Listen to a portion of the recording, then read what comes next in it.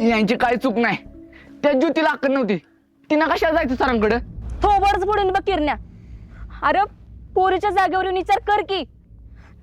तिने तरी सरसनी सांगितले, मी असते ना मुस्कडलं असतं ते बी भर शाळेत.